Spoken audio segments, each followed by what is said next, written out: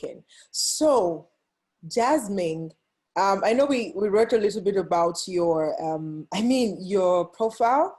It's short. I know it's the short version of your bio, but I mean, it's still like, wait, what? You've lived in all of these countries? Oh my gosh. How did you I do know. it? I can't quite believe it myself. It's only now that I look back and I think, I can't quite believe it. You know, because at the time I was just, you know, it was just normal for me going to one country and then staying there for a year, 2 years, and then going to the next, then to the next, and the next. It just became my way of life. Like, wait, is it that work takes you from this country to countries, or is it just a personal thing that feels like, I just want to change my scenario? What was it exactly? I guess it started, it came from like a really like traumatic experience when I was about 18. And and I just had to get away. I just needed to get away. And I realized that if I the place I was in at that time, like my mental state and my surroundings, and I was thinking, I have to get out of this I have to change something. I can't just stay here. So then that's what led me to think, oh, maybe I can go and live somewhere else and start again. I guess I was kind of running away, but when I look back, I think I definitely made the right decision. So then it started from there, really. So then I went to Venezuela first because my dad was from there. And I always loved traveling. And, then I studied to become a teacher. And then I went to Turkey. I went to Switzerland before. See, I can't even remember where we've been. And then I got to Turkey, and it helped me being far away from the memories and everything. Obviously, I still had the memories, but it was just like a fresh start for me, and that really helped. And then I started to love, I loved learning about the new cultures, and I met new friends, and that really helped me. And I was working on myself, but a little bit at a time, you know. And then I wanted to go somewhere else, and I went to Switzerland. And then, there was always reasons for going to the next place. It was with a new job, but there was always like a reason. Like my passion was always to go to Switzerland. I absolutely love Switzerland. So then I got a job in Switzerland. And then while I was there, I realized I wanted to learn Spanish because everybody there spoke so many languages. So I thought, I need to be in English. I mean, not many English people, we don't tend to learn other languages. And I just felt so uneducated. Yeah. And I thought, I need to learn Spanish because obviously that's my dad's first language.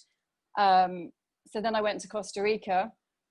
I taught there and I was learning Spanish. There was always reasons for going to these places. But it became a way of life for me as well. It was how I dealt with the pain of what happened to me when I was 18. I guess that's how it started. But then it became a positive thing as well. But I don't travel. I mean, I've been in Dubai for 5 years. And that's like the longest time I've I was going to ask that, like, what was the longest time you spent in a place? Yeah, 5 years. Because I think finally now, I guess we're always dealing with things. There's always something to work on.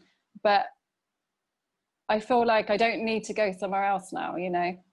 I've got different tools and techniques that I've learned along the way with the coaching and everything.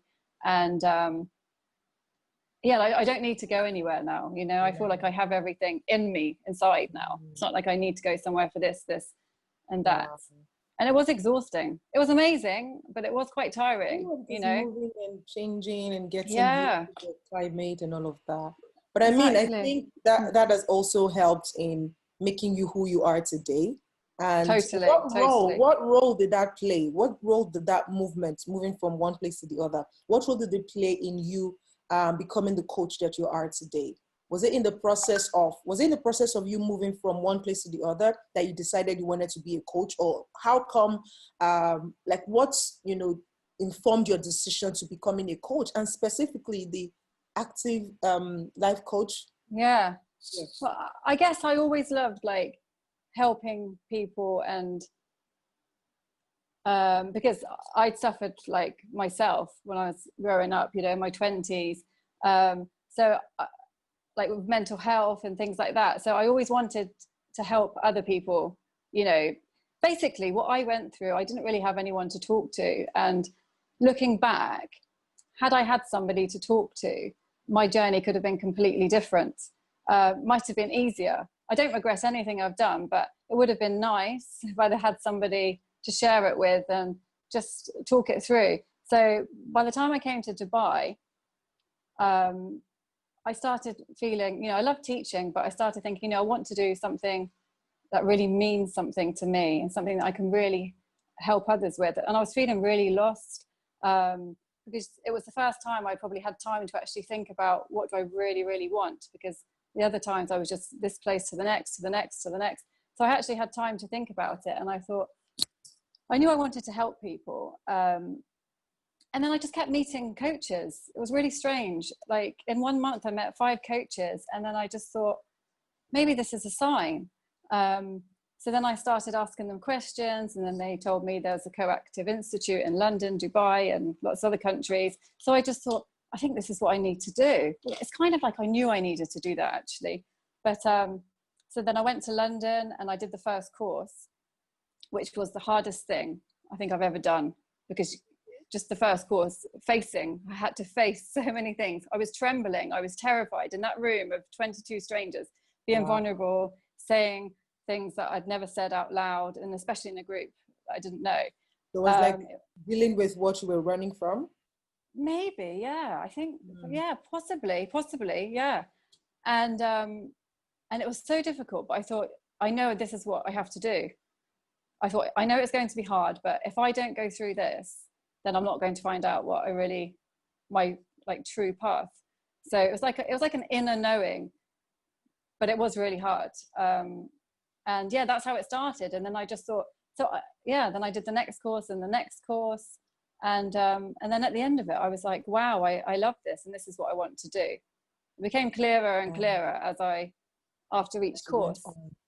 Yeah, because I was being coached myself.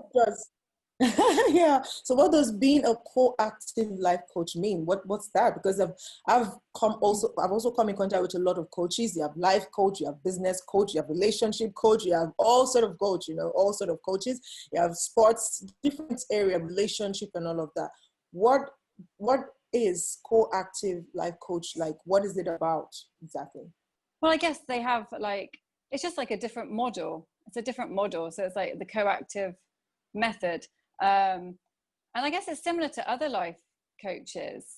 I guess, it's the same thing. We have we believe in asking questions to the client and they can find the answers themselves. We don't give solutions. So that's all the same. Yeah. And then I guess we have a different model. So it's like, what are they called? So we have balance, fulfillment and process. And these are our 3 main principles that we work from.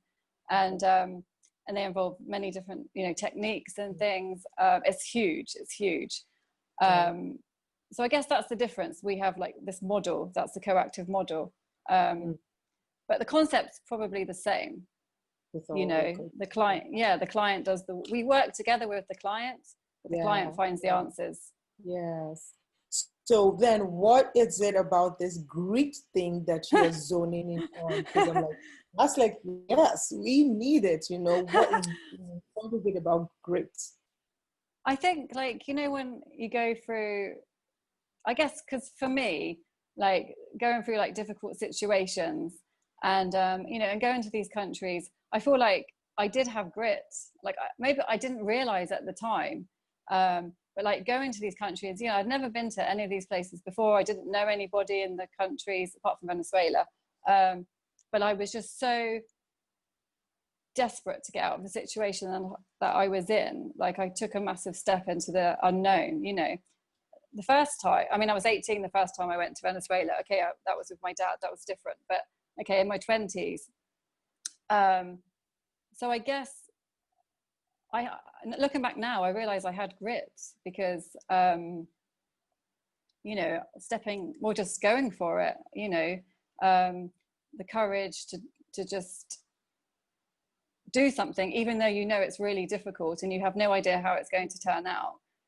but you just know you have to do it. So it's like inner strength. I guess grit, it's like, what is grit? Because it's quite, you don't really hear it a lot, do you? Yeah. Yeah. I guess for me, it's like courage, inner strength, and resilience. And that's how, like how I like to work with how I like to help my clients to get them to find their resilience, their courage, their grit. Because I think we all have it, but I guess, and it can be developed. And I think the more you obviously do scary things that make you feel scared, the more the scarier things you do, you know. The more grit you're able to build. I think so, yeah. I think it definitely develops. Yeah. I don't know, does that answer your question? Yeah, it does. So now it's no news, the things that are going on around the world right now, different part of the world, you know, with all the violence and killings and people. So a lot of things are happening, and people are, ladies, for example, in Nigeria are just worried about being safe, you know, and then the Black Lives Matters as well is also going on and all of that. Yeah. How do you think people can deal with all of this negativity going around? How are they able to build that grit, to hold on to hope, to hold on to light, you know, to hold on to positivity? Yeah, I think like the most important thing, obviously I'm not in that situation, so that's completely, I wouldn't want to, you know, tell anybody what to do, but for me, what's helped me in difficult situations is, I mean, the first thing now that I'm realizing is obviously the relationship you have with yourself, you know, like how are you with yourself? Because you could be in it doesn't matter what's going on outside, like what it does, but I mean, how you are with yourself impacts everything, you know, like what are you saying to yourself when you wake up in the morning? You know, what words are you saying to yourself? I remember, you know, when I was growing up, I hated myself. I would blame myself for everything, hate myself, I wasn't good enough, and all of this. You know, and just changing that, like what you say to yourself can change everything. You know, I don't know if you know about Marissa Peers and I Am Enough. Have you? Yeah. I mean, just even writing on your mirror, which I do now, I am enough, just that, and seeing that every day, it sticks. And then you realize I am enough, you know. So I think the relationship, I know it sounds like, oh, that's not a lot, but I think if you love yourself and you believe that you are enough, that's definitely a good start. And then, you know, ask yourself, and once you've got, I think that's the first thing, you have to be on your side before you do anything else, I think. So that's the first thing I would recommend. And then, you know, then ask yourself, you know, what mindset do I need to be in right now, you know, or how will I respond to this negativity? Like, how will I respond? Because that's our choice. We can't control what's going on around us, but we control how we respond to things. I know it's easier said than done, but as long as we can just, be aware, like being aware of our thoughts and how we're responding to things, you know, and we might not respond the way we really want to at first, but being aware. Being aware first. And then you can start breaking the habits of your thoughts. But it's being aware, that's the key. That's the key, I would say. And, you know, having the courage to do something different, not just doing the same thing all the time. Try something different. You know, even if it's something really small, just try it, do it. And then act. So acting on your resolution. Small things, very, very small things. Tiny things which lead to huge changes. And obviously, and having like a big a good support group around you, you know, who you surround yourself with, you know, support network, you know, who can be on, you can say to yourself, who can be on my team? Who do I want to be in my circle, my inner circle? My inner circle. Exactly. And I also think writing things down really helps me. Journaling, journaling, and your feelings, like maybe you've got some really dark feelings, and you don't want to tell anyone, that's okay. Write them down, but you've got to sit with your feelings. Because that's what I've learned as well through coaching. I couldn't actually believe it. I used to suffer really badly from anxiety, and I just did a few like sessions. Obviously everyone's anxiety is different, but for me, I realized if I just feel those dark feelings, then they just go.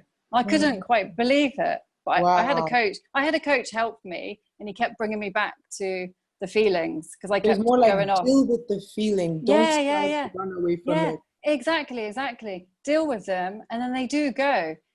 They normally stay because we suppress them, or we fight against them, we resist them. But just knowing that, it was a 10-minute exercise, and the anxiety just disappeared. And I thought, wow, if we all knew this. Wow. Is there a specific thing to do? Could you share that with us? Yeah, of course. Yeah. Well, this is called process coaching. This is process coaching. And so basically, when you're feeling, everything's present. It's all about being present. That's another thing that I should have said as well. Yeah, be present. Like, don't worry about the past. Don't think of the future. Present. Be present. But yeah, this feeling thing, I guess, whatever you're feeling, I mean, it's hard.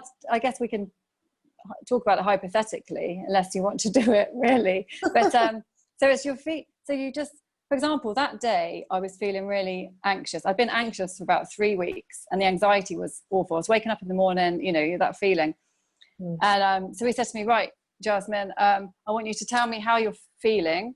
So I said, anxious. And he's like, explain more. What else are you feeling? So I had to really feel it. So I was like, he was like, explain it. So I was like, okay, it's dark. It's, I was explaining all of these. There was a lot of feelings. It wasn't just anxiety. It was lots of them. There was like loss, blame, anger, all of these things. He was like, and then every time I was talking about it, then I would get distracted. And he was like, no, come back. What are you feeling? And it felt like daggers when I was describing these feelings. It was like daggers, and it was so uncomfortable. And he kept bringing me back. And apparently he brought me back 15 times. I like got distracted 15 times because I automatically was just thinking of, in my head, trying to make sense of it all. And he was bringing me back to my body 15 times. And then and it was just that. That's all I was doing. 10 minutes. And then he said, stand up and then do whatever you feel like you need to do with your body. Like, listen to your body. And then I think I just put my arms in the air. And then I realized the feelings are gone, and it was peace. It was peace. And like, people were watching me because it was during my course. Yes, and they were all like, oh my God. And I forgot that they were even there because I was just so into it. And then, and then I said, I can feel peace now. And then that was that. And I couldn't actually believe that. And I still can't believe it now, that a 10-minute exercise got rid of those feelings of anxiety. And it was just the fact that he was with me, and he kept making me go back. Just it's like, feel them, accept them, feel them a bit more. And then they just went by themselves. And it's still, it's all about, I can totally relate, because I was also, really? I was in a session like that. So I ran a course at the beginning of April, and it was a boot camp. So it was a virtual boot camp, and it was 14 days. But I think in the middle there somewhere, one of the guest speaker was actually a therapist. And so the convener of the program just kind of set me up, because I wasn't expecting it at all, right? Wow. Oh, but no. I know I've mentioned before, like I think I have a fear. I had a limiting mindset. Like, there's just this, I'm not enough. I'm not good enough. I don't think I know enough. Yes. And all of that. So I had those limiting mindsets and all of that. So I've mentioned it during the course of the program while we're introducing each other and all of that. But out of that, I also said, this is something that I think I've been gifted at. It's also in line with coaching. Like, I feel like I'm good at this, right? I already do it, but it's just like, I'm not bold enough to step out and just claim that this is what I can do. And so that information was there. But then when this therapist came in and was talking, because he is actually a mindset therapist, so he deals with limiting mindset and things like that. So they got me on spot, and it's like, okay, talk to me. And he took me to that place. Close your eyes. Really? Yeah, it was just like 10 minutes exercise as well. And just close your eyes. So go back to that thing. There's something someone said, or there's an incident that happened that is causing that mindset. Go back. It took me back. Oh my God. And then took me, and it was more like an elevation. Yeah. And I go way up beyond that incident. So, like I'm way up, like I can still remember it vividly. Wow. Like, I can still remember how far higher I went from that incident. And so that means that incident can't bring me down anymore. And I, like you said, it's unexplainable. I don't know. And exactly, and it's so simple, isn't it? When you think about it, you think, is that it? Is that all I had to do? Are you for real? Exactly. These simple things. I know. And most people just go out and they'll either go and get drunk or take drugs or do whatever they can to not not feel, things. Not face that feeling, not face that thought or that experience, and just go away from it. Like, it's really a blessing to have people who have studied these things and can help others, because I tell you, I've not been the same since that time. Wow, like, really easier for me to come out and claim what I know. And I just know that I can only get better, That's so amazing. Really interesting that you had to share that. So thank you for sharing. No, thank you for sharing that. But yeah, it just makes you realize, doesn't it? Yeah. It does change you. It does change things forever. It does. It does, really. I totally agree. Lauren, would you have any question for Nava here? Your mic is mute. Let me unmute. Yeah. Unmute your mic and then. Is it fine, right? Yeah. Yeah, like, thank you as well, like, for having this session. So, relatively, I was very interested in the webinar itself, because it kind of highlighted, like, being able to move out of this box that you're in and trying to, push for yourself for the stuff that you want to take. And the thing is, in course of my struggles, is that I have this point where I'm starting, but I am very, very lost of where I should be heading to. As in, truly, I'm probably better than most people in this situation, but then I would always think that maybe, there's that frustration that I could be doing more at this time, that in this stage as well in my life, that, I just recently graduated, and I had I've just started exploring the stuff I could do in my job and like what I can do in my career, but somehow, like, I'm always afraid of how, and I'm not quite sure how to make the next step into that position to move forward. And that's like something I want to know what you guys can like advise I could do. Sorry. So you said that you took the first step. I did because the first step is the hardest, I think. So that's amazing if you've taken the first step. If I may say, like, I'm not quite sure if I did take the first step. Oh, okay. Like, I've probably done a couple of, so let's say I wanted to try to get into my career. I've done a few steps, like researching, like, what are the paths that I can take, or like, what are the things that I can do.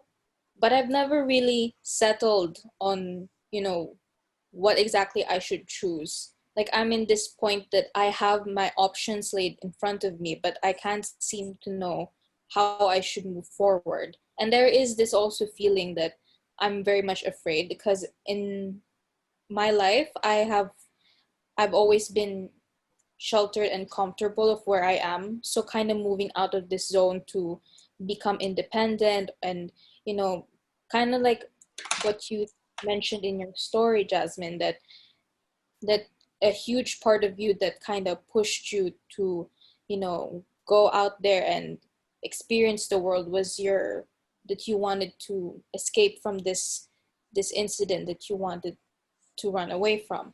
And although I don't want that to happen to me, but somehow I still don't have that like that push or that drive that I want to go for. It's, you know, I don't have the thing that's pushing me. Like, I want to get there, but I don't know what's missing, that I can't find it in myself to kind of I guess comfort zone. I guess, what do you want? Like, what do you really want? You know, I think you need to be clear about what you really want. And if you're really like honest with yourself about what you really want, and then maybe you have a passion for that, maybe your passion will be your drive. You know, if you're just doing things because you think you should do it, or it's the right thing to do, or maybe that's not enough for you. Maybe and like, maybe you could ask yourself questions like, you know, what's your head telling you you should do? What's your heart telling you? What's your spirit telling you?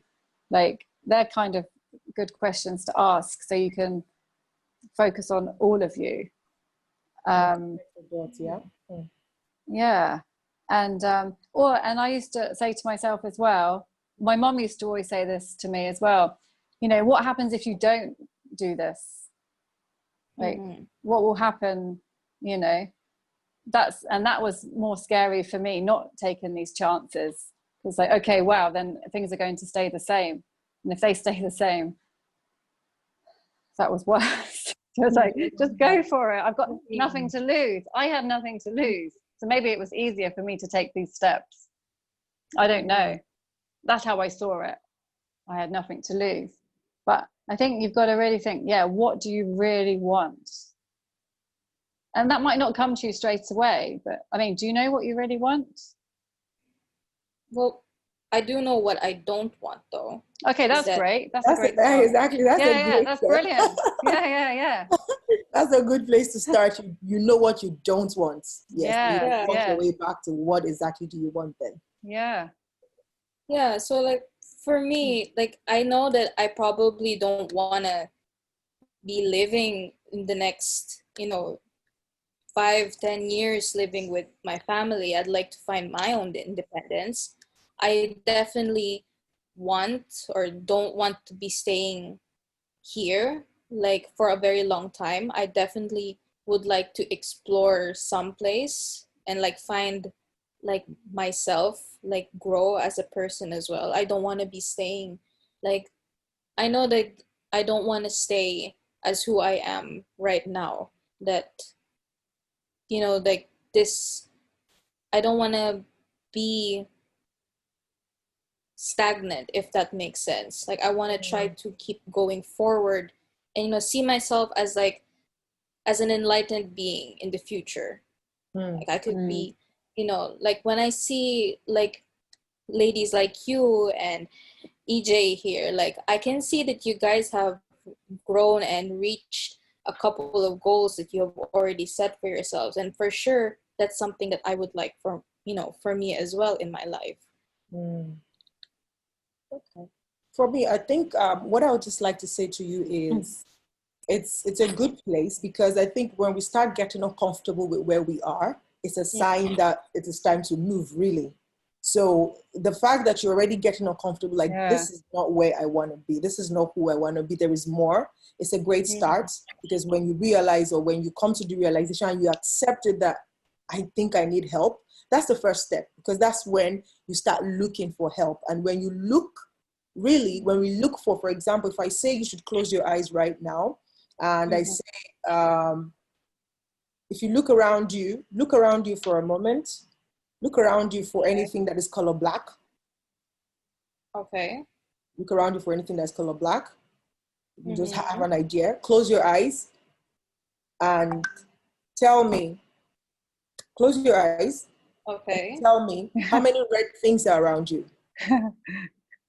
Red things. Yeah.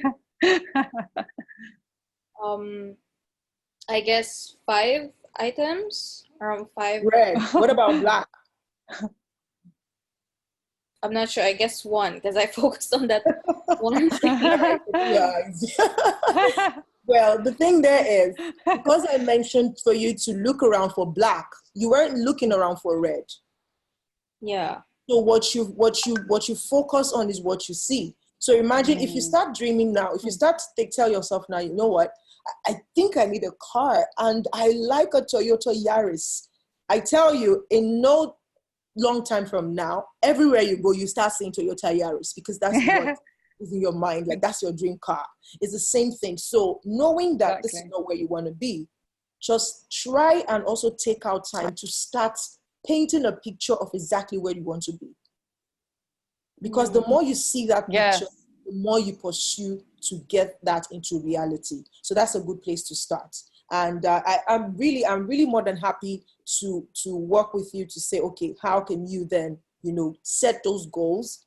I mean, it's beyond setting goals really, but it's more about building systems around those goals that you're setting. But it starts from clarity. It starts from a place of knowing this is what I want to be. This is the kind of life I want to live.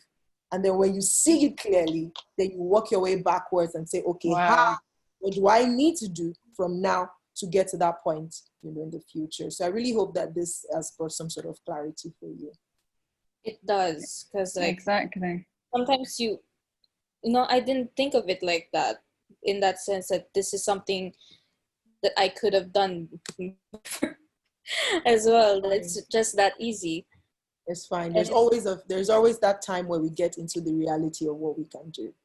And once that happens, once you know it, it can just get better from there. Yes, Jasmine. No, I was going to say it. And that's the importance of talking about it, isn't it? Because because you asked about it and you spoke about it, and then you realize it's not such a huge mountain to climb, Just talking about it, I think, helps as well. Okay. So Jasmine, what would you like to say for anybody who's going to watch this video later on? What would be your last words to let's hold on to grit in such a hard time as this? I know things are beginning to get back into shape, get back to work, but how can we still hold on? Because a lot of people are still what's going to happen now? We've been indoors for 2 months or 3 months. What's going to happen now? What am I going to do with my life? I got a quote that I really like. I don't know if this is just to say this quote from Thoreau. The mass of men lead lives of quiet desperation and go to the grave with the song still in them. Yeah, I think you're on mute. Yeah. Sorry, but so for me, I absolutely love that quote because it's that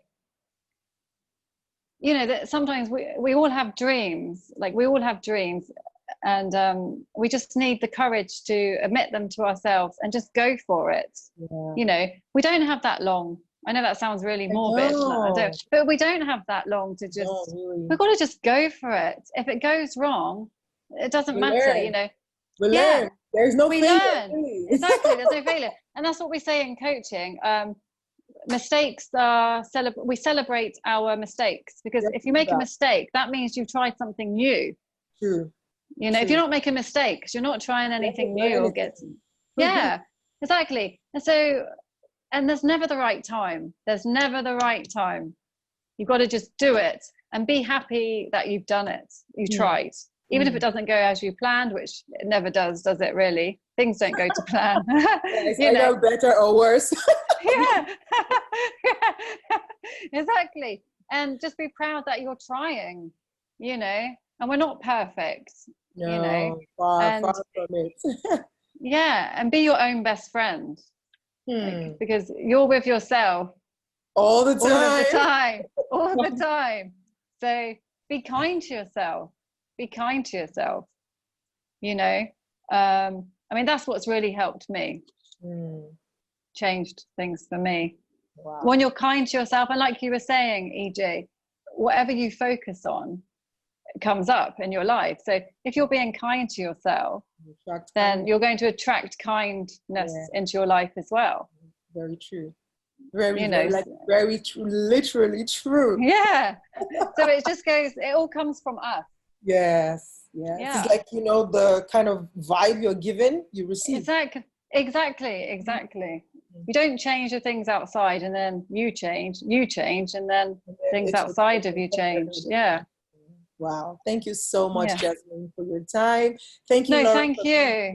And for asking this question, because it's really important that sometimes we just talk about these things, because in talking about it, we get more clarity. So don't be quiet. For anyone who watch this video later, if you're having, uncertainties, your mind is just kind of hazy, don't be quiet. There is always somebody out there who has been where you are right now. There is somebody out there who has been where you are right now. So all you need to do is look for somebody to talk to, and just, I know it's scary. It's scary to be vulnerable. It really is.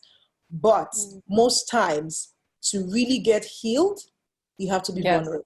Of course you do. Really trust the process, say it out to somebody. And even when you share with the wrong person, the fact that you're letting it out of you gives you some sort of freedom. Sometimes, like you said, even in writing them down, it's actually sharing. When you write them down and read them back to yourself, sometimes we find out, it's not that a big deal. Yeah, exactly. When it's in your head, it's a solution. You can see the solution right there. But when it's in your head, it feels like it's the whole world. Yes. Sharing. I can't even emphasize it enough. There's power in sharing. So don't keep quiet. And don't be silent to yourself. There is help available for you if you just open up to, receiving help. So thank you, ladies, for being here. Yes, thank you so much.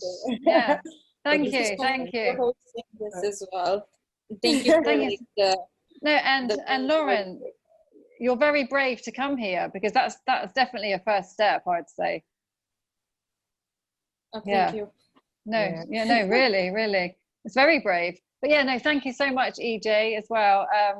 And it's great to meet you both and talk to you both. And all right, so we'll be chatting and keeping in touch online.